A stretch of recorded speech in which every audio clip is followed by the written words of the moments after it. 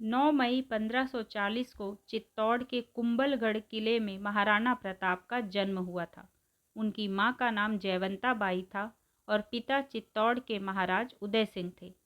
हालांकि प्रताप उदय सिंह के सबसे बड़े बेटे थे, लेकिन उदय सिंह ने अपनी सबसे प्रिय रानी धीर भाई के बेटे जगमाल सिंह को अपना उत्तराधिकारी घोषित किया।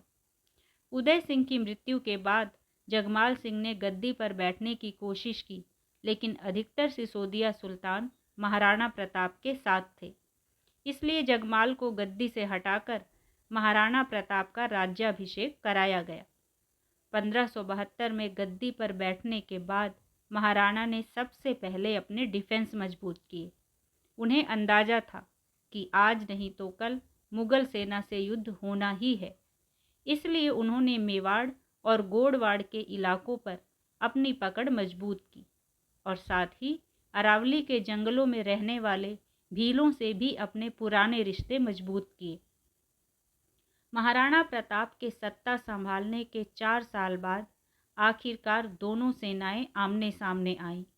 अकबर ने राजा मान सिंह के नेतृत्व में एक बड़ी सेना गोगुंदा की तरफ रवाना की। संख्या बल के हिसाब से महाराणा की स्थिति कमजोर थी।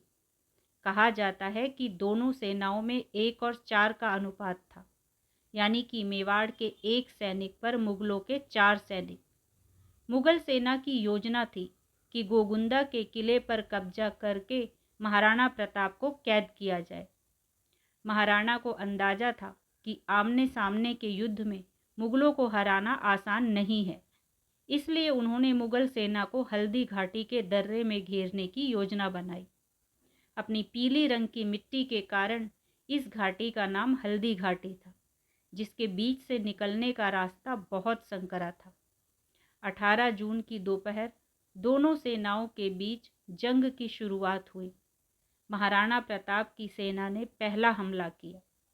जवाब में मान सिंह ने 900 सिपाहियों को सैयद हाशिम के नेतृत्व में आगे भेजा। चूंकि प्रताप की सेना ऊंचाई पर थी, इसलिए उनके हमले के आगे हाशिम को पीछे हटना पड़ा।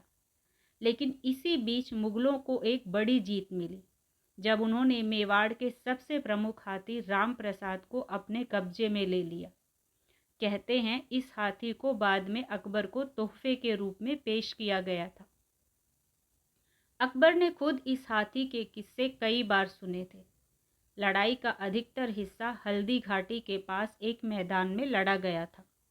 मुगल इतिहासकार अबुल फजल ने इसे खमनौर का युद्ध कहा है, जबकि बदायूनी के अनुसार लड़ाई गोगुंदा में हुई थी। इस लड़ाई में जमकर रक्तपात हुआ था, इसलिए जिस मैदान पर लड़ाई हुई उसे आगे जाकर रक्त तलाई का नाम मिला। ब्रिटिश इतिहासकार जेम्स टॉड के अनुसार शुरुआती लड़ाई में प्रताप की सेना भारी पड़ रही थी। तभी मुगल कमांडर मेहतार खान ने एक अफवाह फैला दी कि अकबर खुद लड़ाई लड़ने आ रहे हैं।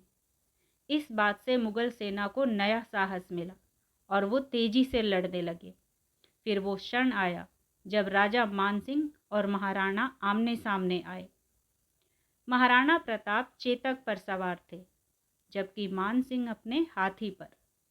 प्रताप ने अपना भाला फेंका और वो जाकर सीधे महावत को लगा। इसी समय मान सिंह के हाथी की सूंड के वार से चेतक का एक पैर गंभीर रूप से घायल हो गया। मान सिंह को खतरे में देख मुगल सेना ने महाराणा को घेर लिया। मुश्किल थी कि इस घेरे को तोड़कर आगे कैसे बढ़ा जाए।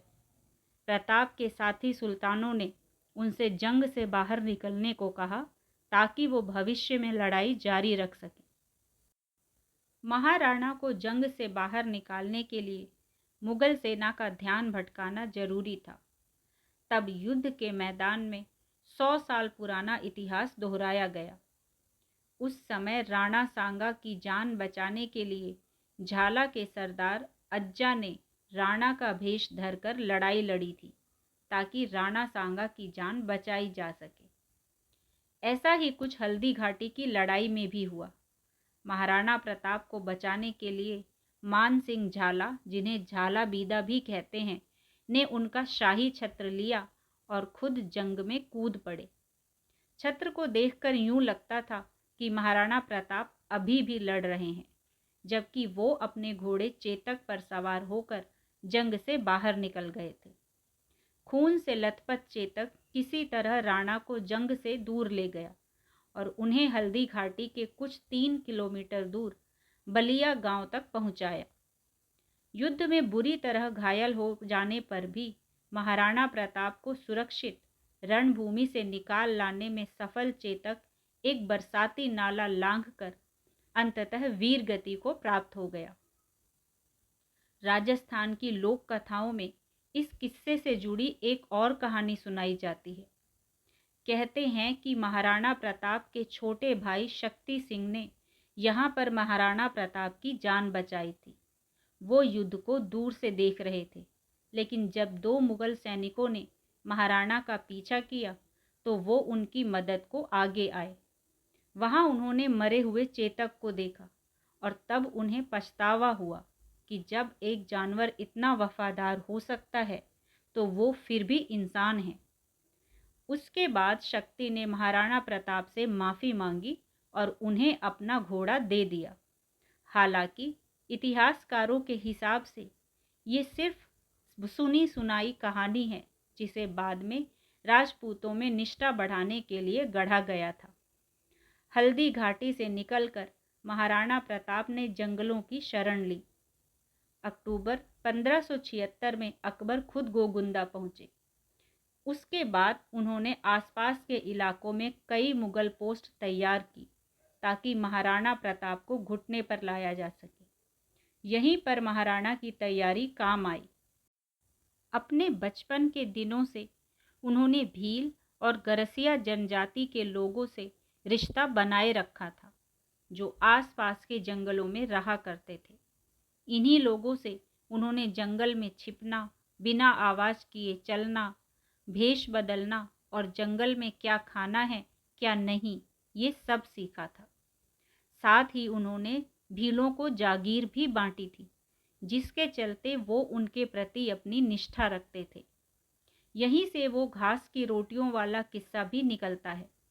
किस्सा यूं है कि एक बार महाराणा अपने परिवार के साथ जंगली अनाज और पत्तियों की रोटी बनाकर खा रहे थे। जंगल से कुछ भी मिलना मुश्किल था, इसलिए कुछ रोटी एक दिन खाकर बाकी अगले दिन के लिए बचा दी जाती थी। उस रोज जैसे ही राणा ने निवाला मुंह में डाला, उन्हें अपनी बेटी की चीख सुनाई दी। उन्होंने देखा कि एक जंगली जानवर बेटी के हाथ से रोटी छीनकर भाग गया है। अपनी छोटी सी बेटी की चीख सुनकर कहते हैं राणा को इतनी वेदना उठी कि उन्होंने अकबर के सामने हथियार डाल देने का फैसला किया। ये खबर अकबर तक पहुंची तो उन्होंने बीकानेर के राजकुमार पृथ्वीराज को इस खबर की सच्चाई का पता करने के लिए भेजा। तब पृथ्वीराज ने एक कविता के रूप में एक संदेश महाराणा के पास भिजवाया, जिसमें लिखा था कि अगर महाराणा प्रताप अकबर को बादशाह मानेंगे तो उस दिन सूरज पश्चिम से उगेगा। आगे पृथ्वीराज ने लिखा कि अगर महाराणा भी राजपूतों की आन नहीं रख पाए तो हम सभी को अपना सर शर्म से झुका लेना होगा।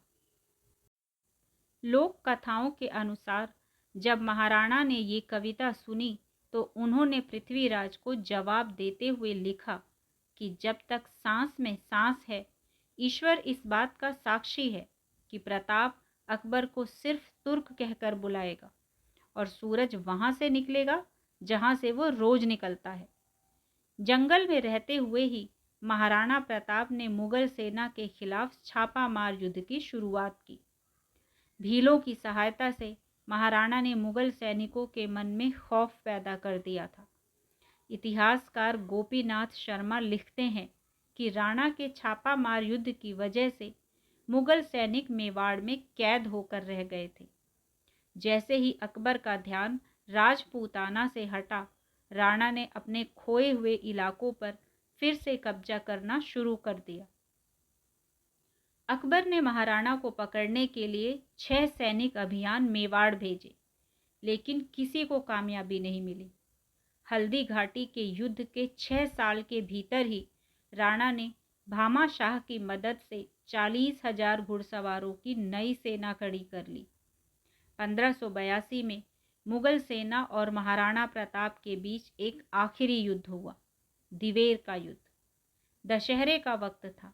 कुंभलगढ़ से करीब 40 किलोमीटर दूर दिवेर में मुगल कमांडर सुल्तान खान ने कमान संभाल रखी थी।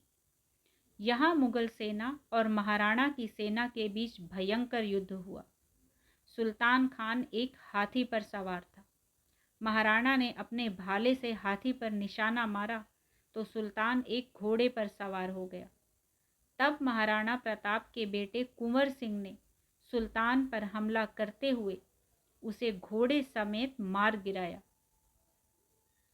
कमांडर की मौत के बाद मुगल सेना भाग खड़ी हुई और दिवेर में महाराणा प्रताप को निर्णायक जीत मिल गई।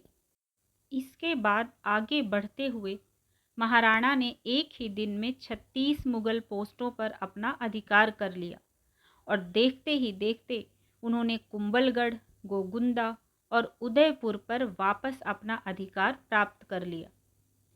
1584 में अकबर ने महाराणा के खिलाफ एक आखिरी कैंपेन भेजा, लेकिन इसमें भी उसे सफलता नहीं मिली। इसके बाद अकबर जाकर लाहौर बस गए और 1597 में महाराणा प्रताप की मृत्यु तक मुगलों ने कभी इस इलाके में दखल नहीं दिया। ऐसे वीर और शौर्यवान महाराणा प्रताप को हमारा शत शत नमन।